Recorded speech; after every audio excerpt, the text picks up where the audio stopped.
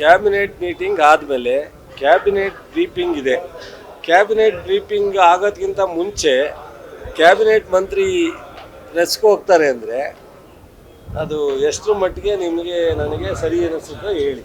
4 ಗಂಟೆಗೆ DCM ನಾಯಕತ್ವದಲ್ಲಿ ಲಾ minister, home minister ಮತ್ತು ಜಾರ್ಜು ಇನ್ನಿತರೆ 2-3 ಜನ ಮಂತ್ರಿಗಳು ಸಂಪೂರ್ಣವಾಗಿ ನಾವು ಇವತ್ತೇನು ಕ್ಯಾಬಿನೆಟಲ್ಲಿ ಡಿಸಿಷನ್ ತಗೊಂಡಿದ್ದೀವಿ ಆ ಡಿಸಿಷನ್ ಬಗ್ಗೆ ಬ್ರೀಫ್ ಮಾಡ್ತೀವಿ. ಇದು ಅವ್ರಿಗೆ ಬಿಟ್ಟು ವಿಚಾರ.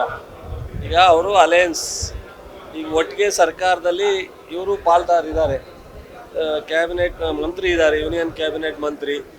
ಈ ವಿಚಾರದಲ್ಲಿ ಅವ್ರಿಗೆ ಯಾಕೆ ಅಸಮಾಧಾನ ಆಗಿದೆ, ಯಾಕೆ ಮೊದಲು ಕಮಿಟಿನಲ್ಲಿ ಕೋರ್ ಕಮಿಟಿನಲ್ಲಿ ಒಪ್ಪಿಗೆ ಕೊಟ್ಟಿದ್ದಾರೆ, ಅದಾದಮೇಲೆ ಡೆಲ್ಲಿಗೆ ಹೋದ್ಮೇಲೆ ನಾವು ಅಟೆಂಡ್ ಮಾಡಲ್ಲ ಅಂತ ಹೇಳಿದ್ದಾರೆ. ಅದು ಅವರಿಬ್ಬರ ವಿಚಾರದಲ್ಲಿ ನಾವು ಮೂಗು ತೂರಿಸೋವಂಥ ವಿಚಾರ ಏನಿಲ್ಲ. ಕುಮಾರಸ್ವಾಮಿಯವರು ಬುದ್ಧಿವಂತರಿದ್ದಾರೆ, ಅವ್ರು ಯಾವ ಟೈಮ್ನಲ್ಲಿ ಏನೇನು ತೀರ್ಮಾನ ತಗೋಬೇಕು ಅನ್ನೋದ್ರ ಬಗ್ಗೆ ನಾನು ಅದರಲ್ಲಿ ಮೂಗು ತೂರ್ಸೋಕ್ಕೆ ಹೋಗಲ್ಲ. ಅವ್ರ ತೀರ್ಮಾನ ಅವ್ರು ತಗೊಳ್ಳಿ. ಅವ್ರು ಬಿಟ್ಟು ಇವ್ರು ಪಾದಯಾತ್ರೆ ಮಾಡ್ತಾರೋ, ಅವ್ರಿಗೆ ಸೇರ್ಸ್ಕೊಂಡು ಮಾಡ್ತಾರೋ, ಇಬ್ಬರು ಸೇರಿ ಕ್ಯಾನ್ಸಲ್ ಮಾಡ್ತಾರೋ, ಅವ್ರು ಮಾರಲ್ಲೂ ಸಪೋರ್ಟ್ ಮಾಡಲ್ಲ ಅಂದಿರೋದು. ಇವ್ರಿಗೆ ಯಾವ ಥರ ತೀರ್ಮಾನ ತಗೊಳ್ಳಿಕ್ಕೆ ಆಗುತ್ತೋ ಅದು ಮಾಡ್ಕೊಳ್ಳಿ.